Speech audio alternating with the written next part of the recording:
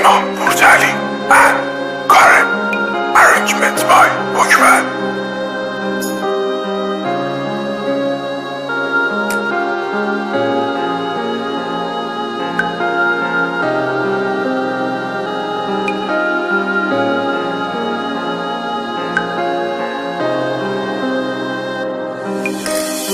شاید این دور زمونه با دلم بدتا کرد، شاید عشقم عشقمو تو کل شهرها شا کرد، شاید رفیق من شد سد راه عاشقی، شاید خدا نخواست، شاید نالایقی، شاید از خستگی ها مادرم بی خبره، بانی بدبختی ها این قلب سگ بدره، شاید از دیوار من بالا میره هر کسی، فکر میکردی از دلم خوب به آرامش برسی، پاکت سیگارم خالی میشه با اسم تو، شاید خودکشی کنم بشکنه طلسم تو، گفتم کلید قلبم و دست هیچ کسی نده، گفتم بی غیرتی واسه مایه با غیرت بده، درد بی درمونه من قرصای بی اعصابمه، من تموم تو میخوام بخشی از قلبت کمه، منو تو خاطره هات جا گذاشتی نارفیق، زخم خنجرت درست خورده به قلبم عمیق. به کی بگم هنوز تو فکرتم،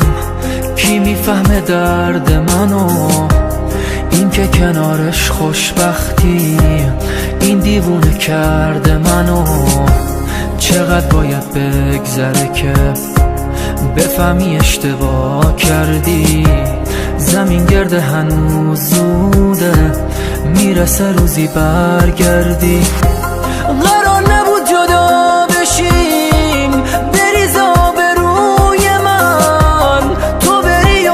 عکسای تو بشینه روبروی من، خوب میدونی با رفتنت چقدر شکستی قلبمو،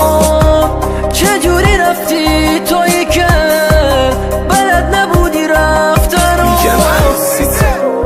مبارکت باشی، چند ماهی میشه که چشاتو ندیدم، البته دقیقا خب حق داری دیگه، من موندم و این سردل شقیقم، من هنوزم دوست دارم، حتی یه وقتایی دلم واسه تنگ میشه، تو یه خودخواه روانی که میگفتی اگه نری واسه بد میشه،